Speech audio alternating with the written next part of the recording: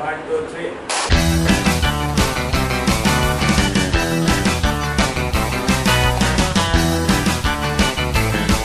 Lights camera बैठक।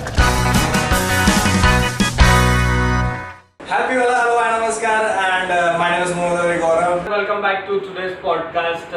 और आज के बैठक का टॉपिक है patriotic film and we have our analyst specialist और जो भी लिस्ट हो सकती है Nishant and today will discuss the patriotic film.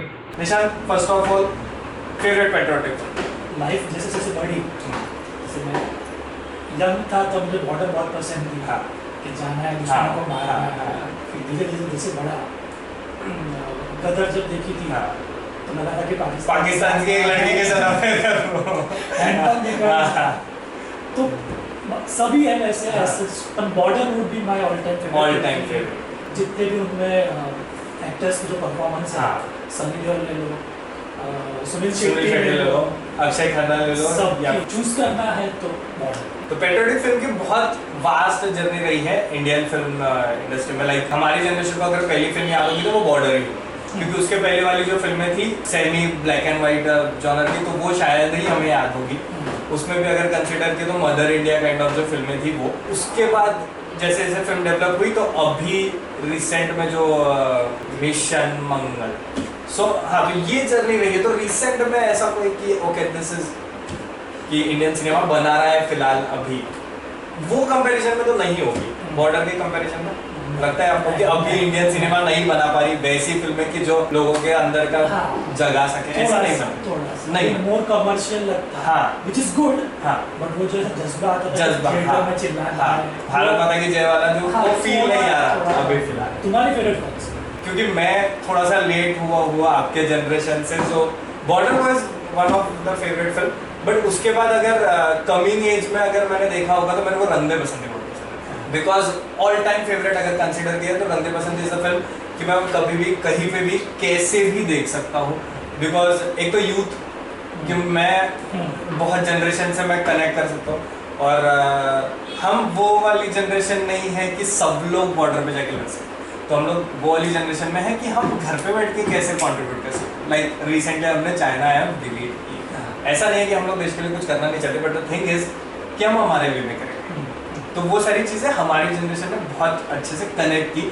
That's why Rang De Basanti is one of the favourite film. So अगर मॉडर्न जनरेशन की पेट्रियोटिक फिल्में छोड़ दी और हम लोग थोड़ा सा पीछे जाए तो बॉर्डर के बाद अगर कुछ फिल्में जो हमें याद होगी तो वो होगी पुकार, LOC, भगत सिंह। तो हाँ, अजय देवगन वाली जो बहुत तगड़ी फिल्म थी। तो ये सारी फिल्मों को देख के आपको क्या लगता था कि जो मूवीज थी जैसे बॉर्डर थी वो 1971 वॉर थी। उसके बाद जो हमने जो वॉर देखा है या सुना है वो 99 कारगिल।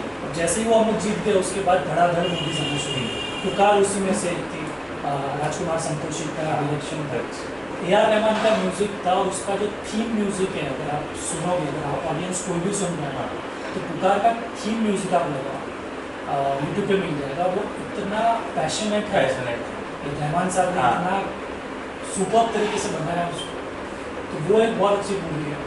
LOC जो मुझे लगी थी वो थोड़ी कमर्शियल लगी थी, क्योंकि उसमें चिल्लाना ज़्यादा था कंपेयर टू बॉर्डर।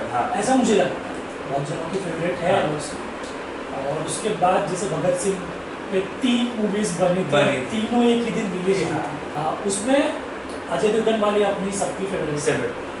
उसमें मेरा अगर कुछ पर्सनल ओपिनियन है तो राजकुमार संतोषी एंड सनी देओल का जो एक बॉन्ड था जो बाद में टूट गया, उन्होंने घातक बनाई, एक पर्टिकुलर सीरीज बनाई थी कि जिसमें दोनों एक्टर थे, फिर आफ्टर अ टाइम वो टूट गया। संतोषी ने अजय देवगन को लेकर भगत सिंह बनाई, सनी देओल ने अपने हिसाब से भगत सिंह बनाया। सनी देओल वाला जो भगत सिंह था उसका Chandrashekhar Azad was very strong, और संतोषी का जो भगत सिंह था उसका Bhagat Singh was strong. Yes, दोनों ने मिलकर बनाई होती तो शायद एपिक ड्रामा क्रिएट हो सकता था।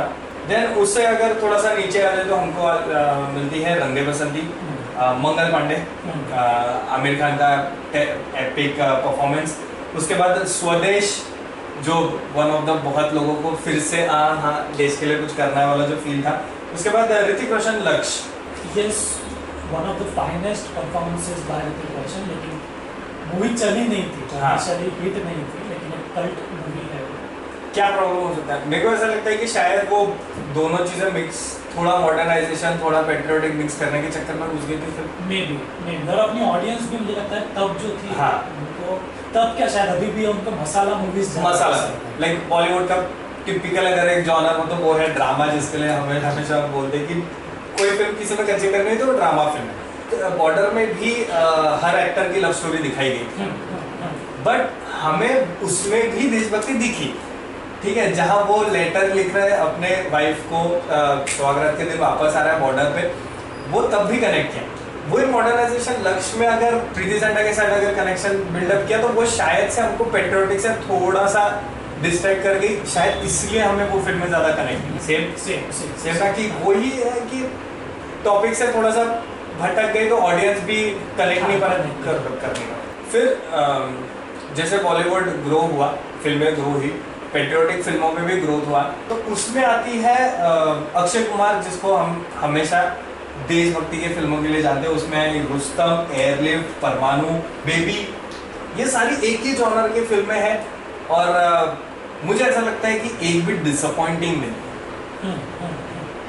भले मॉडर्न पेट्रियोटिज्म उसमें दिखाया है अदर देन बॉर्डर, कि बॉर्डर पे जाके नहीं लड़ेंगे पर हम लोग अंदर से देश को बचाने वाली जो फील थी। सो ये सारी फिल्मों में आपका क्या पॉइंट ऑफ व्यू है कि वो पहुंच पा रहा है यंग जनरेशन की तरफ, या फिर हमें वैसी फिल्में क्रिएट करना पड़ेगा? मुझे लगता है कि हाँ पहुंच पा रहा है, क्योंकि हर कोई बॉर्डर पे नहीं जा सकता। हाँ, हर कोई प्लेन नहीं उड़ा सकता। बिल्कुल। हर कोई नेवी में सिलेक्ट नहीं हो सकता। हाँ। क्योंकि वो सिलेक्शन प्रोसेस भी बहुत टफ है। लेकिन हर हिंदुस्तानी में रहता है कि नहीं मुझे कुछ करना है, नहीं कुछ हाँ। करना है। जिसे आप एयरलिफ्ट ले, एक बंदा जो कुवैत में काम कर रहा था, उसने अपने हिसाब से जितना कर पाया वो किया। नॉट इसलिए क्या बॉर्डर पे जाओ।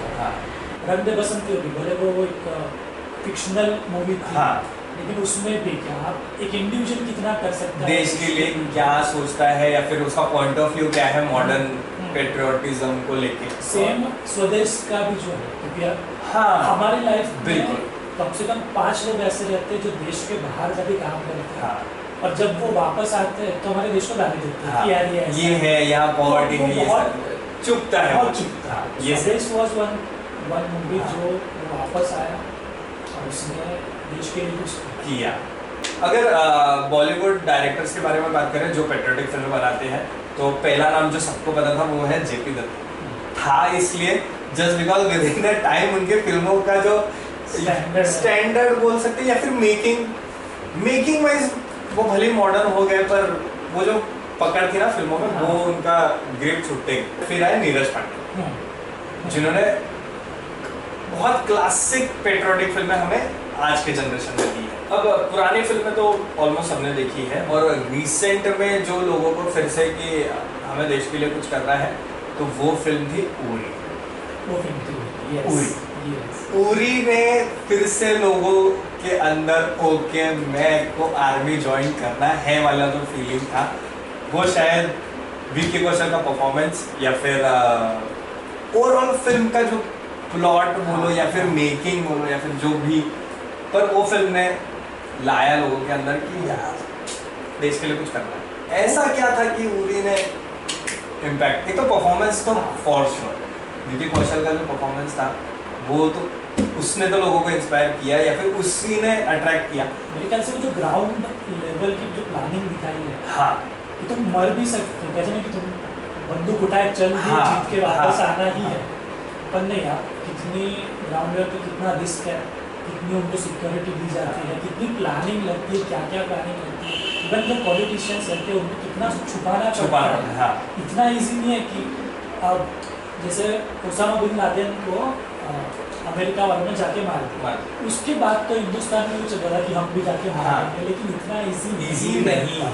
यस, बंदूक उठाए चल। हाँ, तो उरी में वो छोटी छोटी जो चीजें डिटेल्स थी, वो नॉर्मल पब्लिक को जो पता चली तब लोगों को पता चला नहीं है ऐसा हलवा चीज नहीं है। इट्स नॉट अबाउट कि जितना इजीली हमने न्यूज़ पे सुना कि ओके उरी का बदला ले लिया हमने, वो इतना इजी नहीं है।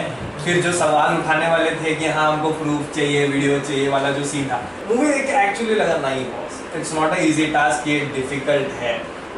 और एक ऐसी फिल्म थी जो मेघना गुलजार ने बनाई थी आलिया भट्ट के साथ, जो हमेशा क्यूट लुकिंग गर्ल में कंसिडर होती है, उसने राजी जैसी फिल्म हमें दी। डेफिनेटली एक क्लासिक हिंदी बॉलीवुड फिल्म जिसे हम कंसिडर करती है, और उसमें प्लस था पेट्रियोटिज्म। एक तो उसमें वुमेन एम्पावरमेंट भी आ गया, बिकॉज हमने हमेशा देखा कि पेट्रियोटिक फिल्म में मर्द ही बंदूक लेके निकला है, तो राजी was a game changer for patriotic.